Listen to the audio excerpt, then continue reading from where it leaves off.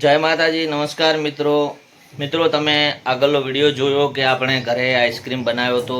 તો આજે આપણે બનાવવાનો છે ઘરે શ્રીખંડ, જે બજારમાં મળે છે એના કરતાં પણ સારો અને સ્વાદિષ્ટ આપણે ઘરે શ્રીખંડ બનાવીશું. તો હવે આપણે શ્રીખંડની પ્રોસેસ તૈયાર કરીએ અને તમે વિડીયો સાથે જોડાયેલા રહો, બહુ મજા આવશે. અને ઉનાળો બેસી ગયો છે તો પણ તમે પણ શ્રીખંડ બનાવી અને ઘરે ખાઓ અને મજા કરો. તો આપણી જોડે આ 5 લીટરની ભરેલી પૂરી દહીંની બેરણી છે. આ પૂરું દહીં છે. આપણે આ દહીંનો બનાવવાનો છે શ્રીખંડ. તમે જોઈ શકો છો કે પૂરેપૂરી બેરણી ભરેલી છે. 5 લીટર દહીં છે. તો આપણે તપેલી લઈ લીધી છે. તપેલી ઉપર આવી રીતના એક સાયણી અથવા તમે આવી જાળી મૂકી શકો છો અને એની ઉપર આપણે આ ગળણું મૂકી દેવાનું છે અને દહીં આની અંદર નાખી દેવાનું છે. આપણા જોડે 5 કિલો દહીં છે, પણ આપણે 5 કિલો દહીં નહીં લઈએ. આપણે 3 કિલો આસપાસનું દહીં લઈશું અને 3 કિલો દહીંનો આપણે શ્રીખંડ બનાવીશું. હવે આપણે આ દહીંને આની અંદર નાખી દેવાનું થાય છે. અને આપણી જોડે જે દહીં છે એ ફૂલ ક્રીમી દહીં છે, કારણ કે તમે જોઈ શકો છો એના ચોરસા કેવા સરસ મજાના થાય છે. જે પેલું અમુક દૂધ હોય છે જે એના ચોરસા આવા કમ્પ્લીટ થતા નથી, એટલે શ્રીખંડ બનાવવામાં મજા ઓછી આવતી હોય. એટલે જેટલું બને એટલું આવું ક્રીમી દહીં લેવાનું.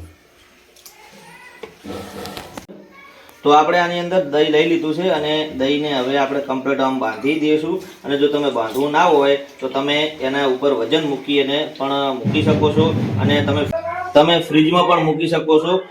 જો વધારે ગરમી હોય અને જો વધારે ગરમીની અંદર ખાટું બની જતું હોય તો તમે એને ફ્રીજમાં પણ મૂકી શકો છો, પણ આપણે ફ્રીજમાં નહીં મૂકવાનું, કારણ કે ઉનાળાની શરૂઆત છે એટલા માટે આપણે આને એકદમ બાંધી અને લટકાવી દઈશું. અને જેટલું પાણી છે હા સુધી એકદમ પૂરું નીતરી જશે. આ દહીંને આપણે આવી રીતના બાંધી અને આમાં મૂકી દીધું હતું, એટલે જે પાણી હોય એ આમાંથી નીતરી જાય. હવે આપણે આને ઉપર લટકાવી દેવાનું છે, એટલા માટે કે એ હવે એકદમ 0 પાણી થઈ જાય ત્યારે આને આપણે નીચે ઉતારીશું. તો આપણે આ દહીં બાંધ્યું હતું, હવે એ લઈ લેવાનું છે. જુઓ તમે, આમાંથી પાણી એકદમ બિલકુલ પેલું થઈ ગયું, નીકળી ગયું. ખાલી આ લગી આ 2-4 મિનિટ એક આવું ટેપવું પડે છે અને પાણી આપણે કમ્પ્લીટ પૂરેપૂરું પણ દહીંમાંથી પાણી 0 થઈ ગયું છે. અને આપણે લઈએ હવે તપેલીની અંદર અને જે આગળની પ્રોસેસ છે એ કરતા રહીએ.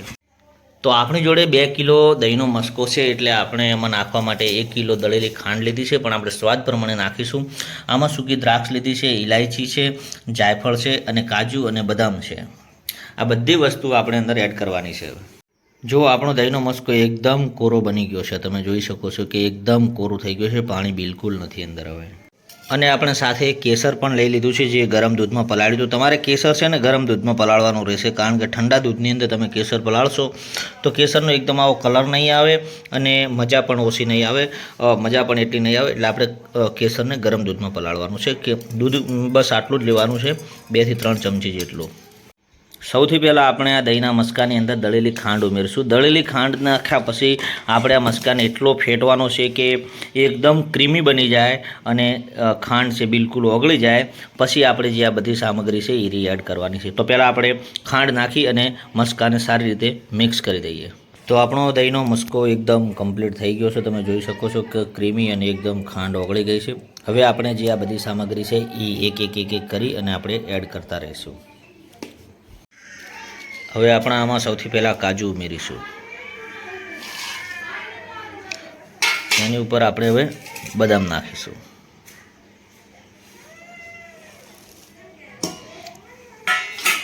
હવે બદામની ઉપર આપણે સૂકી દ્રાક્ષ હવે આપણે ઇલાયચી પાવડર, જાયફળ પાવડર અને પછી નાખીશું કેસર.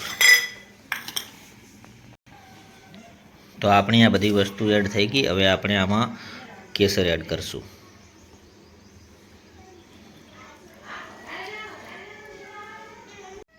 હવે આ ફરીથી આપણે આ બધી સામગ્રીને ફરીથી એકદમ મિક્સ કરી દઈશું અવળા હાથે, અને પછી આપણે 2-3 કલાક માટે ફ્રીજમાં મૂકી દઈશું. તો તમે જોઈ શકો છો કે આપણું એકદમ મિશ્રણ મિક્સ થઈ ગયું છે. તમે દેખી શકો છો કે આખો કલર ચેન્જ થઈ ગયો છે અને ભરપૂર ડ્રાયફ્રૂટ સાથે છે. હવે આપણે આને ફ્રીઝરમાં મૂકી દઈશું 2 થી 3 કલાક માટે. એટલે શું, જે ડ્રાયફ્રૂટ છે, કેસર છે, એનો એ સ્વાદ એકદમ દહીં સાથે મળી અને સંપૂર્ણ રીતે પેલો શ્રીખંડનો સ્વાદ આવી જાય.